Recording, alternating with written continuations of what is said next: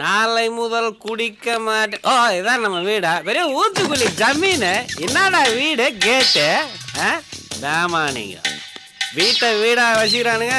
இதை பார்த்தியா, இதெல்லாம் விளங்குறதா? கிரிக்கெட் ஆடுறானுங்க. டேய் சச்சின்லாம் இனிமேல் விளையாடுறத விட்டுருவான்டா. உங்களுக்கு ஜாலியாத பொட்டிக்குதா? சூட்கேஸ் பெட்டி இல்லப்பா, நகர பெட்டி தான் இருக்கு. ஏய் டீ பெட்டிக்குதா? அந்த பழக்கமா இல்லப்பா. டீ பெட்டி வச்சுக்கிறதுலாம் ட்ரைனிங் கொடுத்து பழக்கப்படுத்துவாங்களாடா? ஏன்டா வேலை செஞ்ச விடாம கழுத்தா இருக்கிறாங்க. பாட்டி வணக்கம். எங்க கிளம்பிட்ட? கறி வாங்கினாரு போறியா? சமைச்சு வை. மதியானம் 2 பேரும் சாப்பிட்டு சாப்பிடுறோம். இந்த பார், இந்த மாதிரி பேசுறதெல்லாம் என்கிட்ட வச்சுக்கிட்ட பிச்சு போடுவ பிச்சு. உனக்கு எப்பயுமே என் மேல தனி செல்லம். அதனாலதான் இப்படி என்ன திட்டுற பாட்டி. நல்ல பாட்டி. திட்டினாலும் உரைக்கவே மாட்டேங்குது பாரு உனக்கு. இந்த ஏரியாவில யாராவது வாடகை கொடுக்கலாம் சொல்ல, கலெக்ட் பண்ணி தரேன். பாய் பாய் பாட்டிமா. இது உங்க வீட்டுக்கார்ட்ட தீப்பெட்டி கேட்டா பழக்கம் இல்லைன்றாரு. உங்க கிட்டயாவது இருக்குதா? முறைகிறீங்களா? இந்த காம்பவுண்ட்ல அடுத்தவனை மதிக்க கூடாதுங்கிறத ஒரு கொள்கையாவே வச்சுக்கிறானுங்க.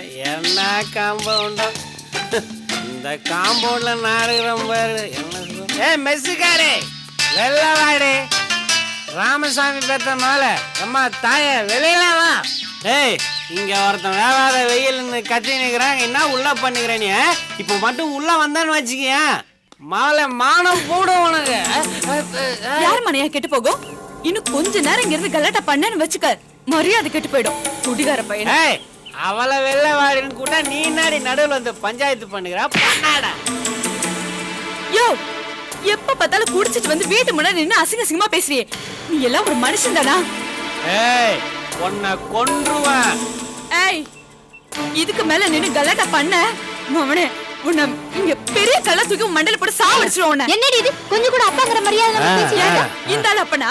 இவனுக்கு நான் மரியாதை கொடுக்கணுமா? பேசாம உள்ள போ நர்மதா. உள்ள போணும். முதல்ல இந்த ஆளு இங்க போ சொல்லு. அப்பா, என்னப்பா வேணும்? எதுக்குப்பா இப்படி பகல் நேரத்துல வந்து கூச்சல் போட்டுட்டு இருக்கீங்க? இந்த வீட்லயே என்ன நல்லா புரிஞ்சுக்கிட்டவ நீ ஒருத்திதாமா. அந்த குணம் இருக்கிறதுக்கு காரணமே நீ என்னோட சாயல்ல இருக்கிறதான். துட்டு வேணும். குடிச்சிட்டு சாப்பிடலன்னா என்ன ஆகும்? அல்சர் வரும். அப்புறம் சங்குதான். காசு கொடுதாயி சாப்பிடணும். அப்ப சாப்பிடணுமா? இங்கே இருங்கப்பா, நீ வா வா. மூஞ்ச பாரு. உனக்கு பொண்ணா வந்து நான் பிறந்த பாரு, என்ன சொல்லணும்? அதேதான் நானும் ஃபீல் பண்றேன். நீ எனக்கு பொண்ணா பிறந்த பாரு. நேரம் இதெல்லாம் என்ன பண்றது? இந்தாங்கப்பா 50 ரூபா. என்ன இது? இவ்வளவுதான் இருக்கு.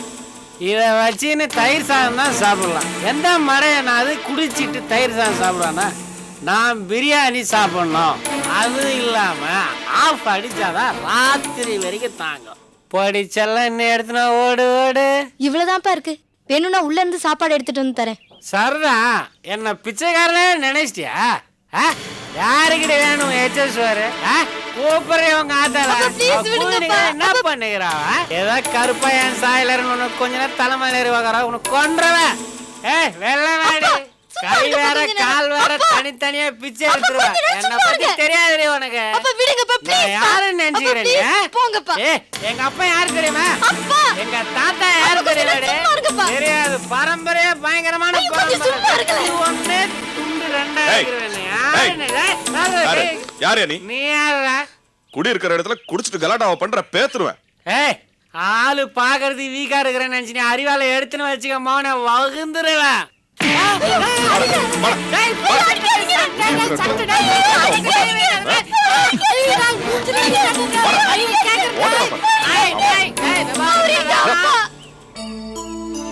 என்னது? அப்பா? அப்பா எங்க அப்பா தான். நீங்க போங்க. இவரை நான் சமாதானப்படுத்திக்கிறேன். ஆமா, நீ யாரா என் குடும்பத்து விஷயத்தை தலையிடுறதுக்கு? சட்டையை பிடிக்கிறேன்னு ஒரு வீட்டுல 2-3 பொண்ணுங்க சேர்ந்த மாதிரி அழகா இருந்துட கூடாது. உடனே ஹீரோ மாதிரி அங்க வந்து பஞ்சாயத்து பண்ணி அதெல்லாம் இங்க நடக்காது. என் பொண்ணுங்களை கண்ணா வளர்த்துறேன் தெரியுமா உனக்கு? மரியாதையா பேசு. உனக்கு என்னடா மரியாதை வேண்டி கிடக்குது? எப்படி பார்த்தாலும் என்னோட வயசுல சின்னவன் தான். நான் பெரியவங்களுக்கு மரியாதை கொடுக்குறா. உனக்கு என்னடா மரியாதை வேண்டி கிடக்குது? மீனா, இன்னும் ரொம்ப பண்ணுகிறேன் நீ. சும்மா இருக்க முடியாது. எங்க அப்பா சும்மா இருக்கிற மாதிரி நான் வளர்க்கலையா? என்னம்மா, இந்த பணத்தை உங்க அப்பா கிட்ட கொடு. அவர் கூட சண்டை போட வேண்டாம்னு சொல்லி அனுப்பு. சரிம்மா. ஆமா நீ ஏன் ஃபீல் பண்ணுகிற? அடி வாங்கின நான் தான் ஃபீல் பண்ணேன். நீ எல்லாம் அப்பா இந்தாங்கப்பா, முதல்ல நீங்க கிளம்புங்க. ஆமா வேறு இப்ப நீ குடுக்கறன்றதுக்காக நான் திரும்பி போறேன்னு நினைச்சுக்காத. தொண்டை வேஸ்டா போச்சு. சொசைட்டி வேற மூடுருவான். கடை தேடி அலையணுண்டா. ஒரிஜினல் சரக்கு கிடைக்கிறது இல்லை. வட்டாடி செல்ல இங்க ஒருத்தன் நின்று தானே என்னை அடிச்ச மாதிரி கூட இருந்தது. எங்க போயிருப்பான், வேற யாராவது அடிக்க போயிருப்பான். என்னங்க எதுக்கு இதெல்லாம் வேண்டாதது? இல்ல சரோ, 4 பேர் குடியிருக்கிற இடத்துல என்ன கலாட்டா பண்றான் பாரு. யாரும் கண்டுக்க மாட்டேங்கிறாங்க. இது தினமும் நடக்கிற கூத்தாமே, அதனால யாரும் இதை கண்டுக்கிறது இல்ல. எனக்கு கூட முதல்ல மெஸ்காரமா புருஷன் தெரியாது, யாரோ குடிகாரன்னு நினைச்சேன். சரி சரி விட்டு தள்ளுங்க. வாசல்வா என்ன இவ்வளவு சீக்கிரம் வந்திருக்க? இல்ல லீலா எம்ப்ளாய்மெண்ட் எக்ஸ்சேஞ்ச் போகணும்னு சொன்னா, அதான் கூட்டிட்டு போலான்னு வந்தேன். அவ உள்ள இருக்கா, கூட்டிட்டு வந்துடுறேன். அண்ணா, நாளைக்கு காலையில என்னோட லைப்ரரிக்கு வரியா? எதுக்கு? என்ன லைப்ரரியில மெம்பரை சேர்த்து விடுன்னு சொன்னல, அப்படி சேர்த்து விட்டா எனக்கு தேவையான புக்ஸ் எல்லாம் ரெஃபர் பண்ணிப்பேன். அதான். நாளைக்கு எனக்கு நிறைய வேலை இருக்கு, இன்னொரு நாள் பாப்போம்.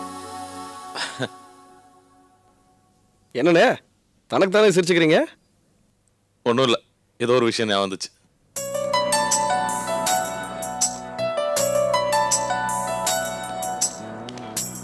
வாங்க, வேலை முடிஞ்சுச்சா? உண்மையிலே தெரியாம கேக்குறேன், இந்த எம்ப்ளாய்மெண்ட் எக்ஸ்சேஞ்சில் பதிவு பண்றது, கார்டு வரும்னு சொல்லி வெயிட் பண்றது, இதெல்லாம் நம்புறியா? என்னங்க எப்படி கேக்குறீங்க? எத்தனை பேர் வந்து ரெஜிஸ்டர் பண்றாங்க? அது சரி, சீட்டு கம்பெனியில் கூட தான் கியூல நின்று பணம் கட்டுறாங்க. ஃப்ராட் பண்ணல? சரியான குதிர்க்கம் பிடிச்ச ஆளா இருக்கீங்க. ஆமா, அதுவும் இதுவும் ஒண்ணா? கிட்டத்தட்ட ஒண்ணுதான். சீட்டு கம்பெனில கியூல நின்று பணம் கட்டுறோம், இங்க கியூல நின்று பதிவு பண்றோம். ரெண்டுலயுமே ஏமாந்து போறவங்க தானே ஜாஸ்தி. எங்க பிடிக்கிறீங்க இந்த மாதிரி உதவாத கருத்தெல்லாம்? எது உதவாத கருத்து? ஹலோ, ஒருத்தர் கவிதையே எழுதியிருக்காரு, எம்ப்ளாய்மெண்ட் எக்ஸ்சேஞ்சுக்கு போறதும் கோவிலுக்கு போறதும் மூட நம்பிக்கை தான். நீங்க எப்பவுமே இப்படித்தான் ஏட்டிக்கு போட்டியா பேசுவீங்களா? அதெல்லாம் இல்ல, கொஞ்சம் வாய் ஜாஸ்தி. உங்களை மாதிரி பொண்ணுங்க யோசிச்சு சொல்ல தயங்குற விஷயங்களை நான் யோசிக்காம பட்டுன்னு பேசிடுவேன், அவ்வளவுதான். அப்போ மனசுல தோன்றதை பேசிடுவீங்களாக்கோ? நிச்சயமா. இப்போ இந்த நிமிஷம் உங்க மனசுல என்ன தோணுது? மறைக்காம சொல்லுங்க பாக்கலாம். சொல்லட்டுமா? இந்த பொண்ணுங்கெல்லாம் எதுக்காக வேலையை தேடி அலையணும்? அவங்கெல்லாம் வேலையை தேடி அலைய ஆரம்பிச்சிட்டா குடும்பத்தை யார் பாத்துக்கிறது அப்படின்னு என் மனசுல இப்ப படுது. உன்னையும் சேர்த்தா சொல்றேன். என்னங்க நீங்க கவிதையெல்லாம் கோட் பண்ணிட்டு 10 பசலித்தனமா பேசுறீங்க? எந்த காலத்துல இருக்கீங்க? இப்பெல்லாம் பொம்பளைங்க ராக்கெட் விடவே ஆரம்பிச்சாச்சு. இல்லன்னு சொல்லலையே, ஆனா அவங்க தானே குழந்தைகளையும் பெத்துக்க வேண்டியிருக்கு. அப்போ பொம்பளைங்க வேலைக்கு போறது தப்புன்னு சொல்ல வரீங்களா? அப்படி ஒரேடியா சொல்லிட முடியாது. அப்படி பார்த்தா இன்னைக்கு எத்தனையோ குடும்பங்கள்ல பொம்பளைங்க சம்பாதிச்சு தான் வண்டி ஓடிட்டு இருக்கு. தெரியுது இல்ல, அப்புறம் என்ன பெருசா பேச்சு வேண்டி கிடக்கு? அதுக்கு இல்ல, ஒரு குடும்பத்துல போதுமான வருமானம் இல்லன்னு வை, அப்ப பொண்டாட்டி வேலைக்கு போய் சம்பாதிக்கலாம், தப்பு இல்ல. போதுமான வருமானத்தை புருஷனே கொண்டு வரும்போது அந்த வைஃப் வீட்ல இருந்து குடும்பத்தை பாத்துக்கிறது தான் நல்லது. அப்பதான் அந்த குடும்பம் உருப்படும். அப்படியா? அப்ப நான் ஏன் மனசுல தோன்றதை சொல்லட்டுமா? புருஷனை விட பொண்டாட்டி நல்ல வேலையில இருக்கா, நல்லா சம்பாதிக்கிறான்னு வச்சுக்கோங்க. பேசாம புருஷன் வீட்ல இருந்து குடும்பத்தை கவனிச்சுக்க வேண்டியது தானே? அது எப்படி? என்ன இருந்தாலும் லேடிஸ் அளவுக்கு ஆம்பளைங்களுக்கு அறிவு இல்லைங்கிறீங்க, அப்படித்தானே? நான் ஒன்னும் அப்படி சொல்லல. லேடிஸ் அளவுக்கு ஆம்பளைங்களால குடும்பத்தை பாத்துக்க. சரி சரி, இந்த விஷயத்துல உங்களுக்கு தெளிவான ஐடியா இல்ல, குழம்பி போய் வழிறீங்க. போன போது விட்டு தருங்க. ஆனா ஒண்ணு மட்டும் நல்லா தெளிவா தெரியுது, என்னதான் நல்லவரா இருந்தாலும் ஒரு ஓரத்துல ஆம்பளைங்கிற ஆதிக்க மனப்பான்மை இருக்கத்தான் செய்யுது இல்ல? ஆதிக்க மனசுல இருந்து என்ன பிரயோஜனம்?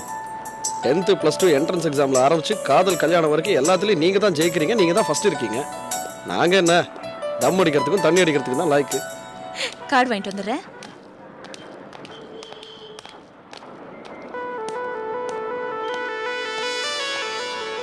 ஹாய் செல்வம், எப்படி இருக்க? ஏய் பானு, என்ன மரத்தடியில நின்னுட்டு இருக்க? வேண்டுதல் தான் எம்ப்ளாய்மெண்ட் எக்ஸ்சேஞ்ச் வாசல்ல காத்து வாங்கணும்னு. நீ என்ன பண்ற? எம்ப்ளாய்மெண்ட் ஆபீஸ்க்கு என்ன கல்யாணம் பண்ணவா வருவாங்க? எல்லாம் வேலைக்காகத்தான். அப்படிலாம் முடிவு பண்ணாத. எந்த ஜோடி வேணா எங்க வேணாலும் சேரும், சொல்லவே முடியாது. அட போப்பா. லீலா, திஸ் இஸ் பானு, என் கூட ஸ்கூல்ல படிச்சவ. Bhanu, this is Leela. Hi. Hello. என்ன செல்வம், அதுக்குள்ள கல்யாணம் பண்ணிட்டியா? சொல்லவே இல்ல. லீலா, நீ ஒன்றும் நினைச்சுக்காத, எங்க ஸ்கூல்லயே மோஸ்ட் இன்டெலிஜென்ட் கேர்ள். எதையுமே சொல்றதுக்கு முன்னாடி கப்புன்னு பிடிச்சிக்குவா, கற்பூர மூளை. நான் இவரோட ரிலேஷன் தான். நீங்க நினைக்கிற மாதிரி கல்யாணம் எல்லாம் ஒண்ணு நடக்கல. அப்படியா? இவனை நம்பிடாதீங்க, திடீர்னு லவ் பண்ண ஆரம்பிச்சிடுவான். ஆமாங்க, நாங்க 9th படிக்கும்போது எங்க கிளாஸ்ல ஜூலின்னு ஒரு பொண்ணு சுத்தி சுத்தி வந்து லவ் பண்ணான். அவளும் ஓகே சொல்லிட்டா. ஆனா அடுத்த நாளே வீட்டுல மாட்டிக்கிட்டா. பாவம், அதோட அவ படிப்பே நின்னு போச்சு. இந்த புண்ணியமா பண்ண லவ்வுக்கு அது ஒன்னே ஒண்ணுதான் பலன். எல்லாம் ஐயாவோட ராசி தான். இப்பதானே சொல்லிக்கிட்டு இருந்தேன் மோஸ்ட் இன்டெலிஜென்ட் கேர்ள்னு. வாபஸ் வாங்கிக்கிறேன். இடம் பொருள் ஏவல் தெரியாம எதையாவது உளறி கொட்டாத. இதுக்கு மேல நின்னோம்னா சிக்கல். நான் கிளம்புறேன். சரி பாப்போம் பாப்போம். உன் கல்யாணத்துக்கு மறந்துடாம சொல்லு. ம்.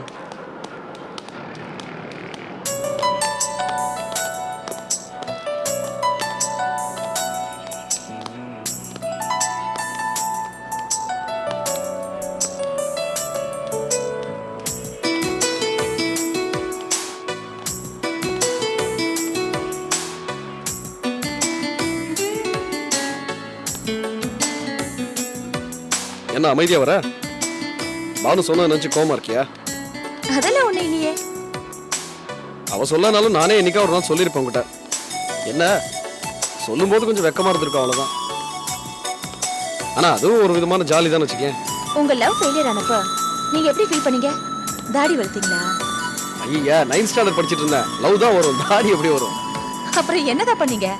தாடி தான் வரலையே, தம் அடிச்சு பார்க்கலாம்னு நினைச்சேன். இருமல் தான் வந்துச்சு. அவளை எப்படியாவது பார்த்துடலான்னு சொல்லி அவ தெரு முனையில ஒரு 4 நாள் வெயிட் பண்ண. கால் வலி தான் வந்துச்சு, அவ வரல. அப்படியே கொஞ்ச நாள் ஸ்கூலுக்கு போக ஆரம்பிச்சிட்டேன். எக்ஸாம் அது இதுன்னு மறந்து போச்சு லவ் எல்லாம். அப்புறம் எப்பதான் மீட் பண்ணீங்க? மீட் பண்ண கொஞ்ச நாள் கழிச்சு வந்து பேசுவான்னு பார்த்து வரவே இல்லை, அப்படியே போயிட்டா. எனக்கு ஒரே கோவம். அவ வழக்கமா வர சர்ச்சில் போய் வெயிட் பண்ணி பார்த்தேன். 2-3 நாள் கழிச்சு வந்தா. பிடிச்சி நேரடியாக ஒரு கேள்வி கேட்டேன். என்னை பார்த்து ஏன் பேசாம பயந்து ஓடுனேன்னு. ஒரே போடு போட்டா. நீங்க எனக்கு அண்ணன் மாதிரின்ட்டா. உடனே உங்க காலுக்கு கீழே பூமி சுத்தி இருக்குமே, உங்க தலை மேல இடி விழுந்த மாதிரி இருந்திருக்கும்ல? நான் ரொம்ப கூலா கேட்டேன். ஓகே தங்கச்சி, இந்த அண்ணனை பார்த்து ஏன் பேசாம பயந்து ஓடினேன்னு. உடனே ஓன்னு அழ ஆரம்பிச்சிட்டா. நான் பார்த்தேன் எதுக்குடா ப்ராப்ளம்னு ஓடியே வந்துட்டேன். அதோட அந்த லவ் சாப்டர் க்ளோஸ். இந்த மாதிரி லவ்வுக்கெல்லாம் ஏதோ ஒரு பேர் இருக்கு. காஃப் லவ், கண்ணுக்குட்டி காதல்.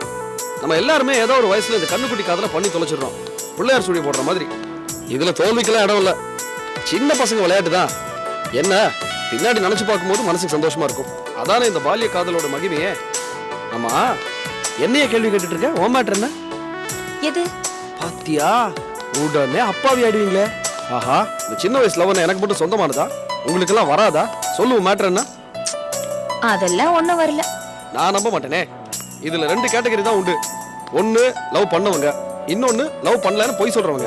இது பாரு, ஒழுங்கா ஒத்துக்க. உன் மேட்டர் என்ன? இல்ல செல்வம், எல்லாரையும் ஒரே மாதிரி எடை போட்ட முடியாது. எனக்கு சத்தியமா இந்த மாதிரி எதுவுமே வந்ததில்ல. எப்படி அது? அது நான் வளர்ந்த சூழ்நிலை தான் காரணம்னு நினைக்கிறேன். எங்க அப்பா எனக்கு எல்லா சுதந்திரமும் கொடுத்தாரு, அதே நேரத்துல பொறுப்பாவும் வளர்த்தாரு. அதனால எனக்கு அந்த மாதிரி என்னெல்லாம் தோணவே இல்லை. அதை நினைச்சு பாக்குறப்ப அது ஒரு நஷ்டம்னு நான் நினைக்கல. என்ன பொறுத்த வரைக்கும் 2 பேருக்கு நடுவுல வர காதல் மத்தவங்கள பாதிக்காத அளவுக்கு இருக்கணும்னு நினைக்கிறேன். கரெக்ட். கிட்டத்தட்ட நம்ம மேட்டர் மாதிரியே. ரொம்ப கரெக்ட். அத்தை இந்த மாதிரி அடிக்கடி வெளியில போயிட்டா நல்லா இருக்கும்ல? நல்லா இருக்கும். உங்க அத்தை யாரடா சமைச்சதுன்னு கேட்க மாட்டாங்களா? ஆஹா, அதெல்லாம் கேட்க மாட்டாங்க. நான் தான் சூப்பரா சமைப்பேனே. ஐயோ, அதான் எனக்கு பிரச்சனையே. ஏன்? உங்க அளவுக்கு என்னால சமைக்க முடியாது, அதான் சொன்னேன். விஜய், நீ என்ன சமைச்சாலும் எனக்கு அது டேஸ்டா தான் இருக்கும். இந்தா.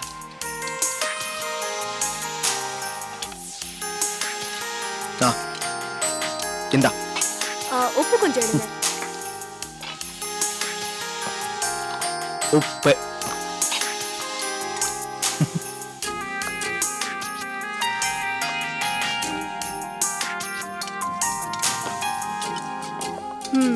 நீங்க இதே மாதிரி எப்போ ஹெல்ப் பண்ணுவீங்களா?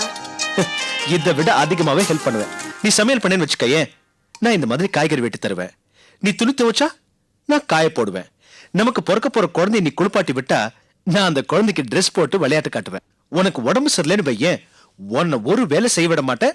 உனக்கு சேர்த்து எல்லா வேலையும் நானே செய்வேன், இன்க்ளூடிங் கால் அமுக்குதல். உங்களுக்கு என் மேல அவ்வளவு அன்பா? இல்லையா பின்ன? நான் விஜய் லவ் பண்றேன், அவ எனக்கு மனைவி ஆயிட்டா லவ் டபுள் மடங்கு ஆகும்ல? ஒரு நிமிஷம் இருங்க, இது வந்துடுறேன். ஓகே.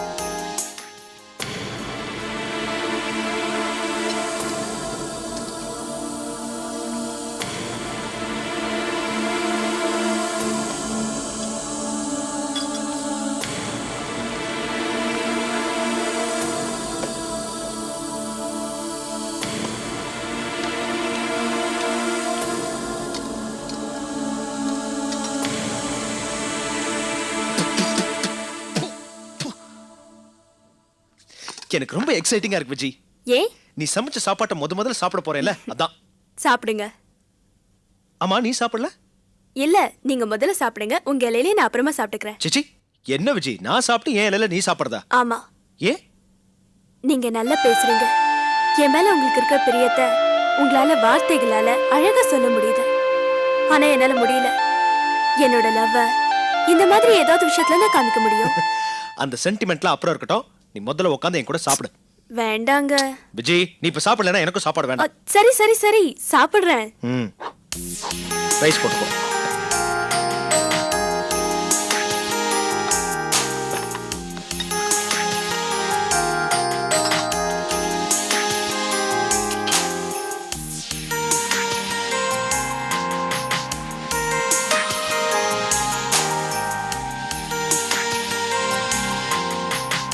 என்ன சாப்பாடு நல்லா இருக்கா? சாப்பிடு சாப்பிடு.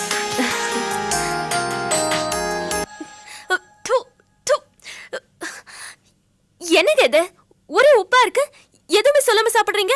அது எப்படிமா சொல்ல முடியும்? நீ முதல்ல எனக்கு சமைச்சு போட்டிருக்க. அது எப்படி இருந்தாலும் நான் சாப்பிட்டு தானே ஆகணும். அதுல உப்பு கம்மியா இருக்கா ஜாஸ்தியா இருக்கான்னு நான் எப்படிமா ஆராய்ச்சி பண்ண முடியும்? இது வெறும் சாப்பாடு இல்ல, என் விஜயோட அன்பு.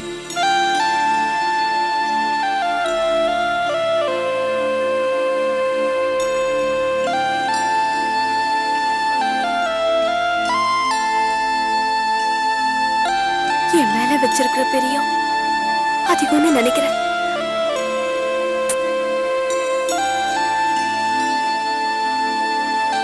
எனக்கு இந்த பிரியம் பத்தாதுன்னு தோணுது விஜய்.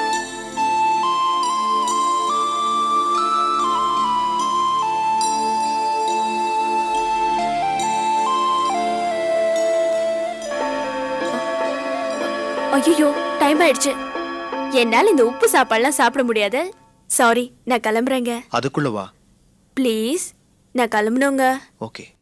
விஜய், அத்தை வீட்டுல இல்லைன்னு தெரிஞ்சும் என் மேல நம்பிக்கை எப்படி வந்த? என் இளங்கோ இப்ப நல்ல இளங்கோன்னு தெரியும். வர ஓகேடா.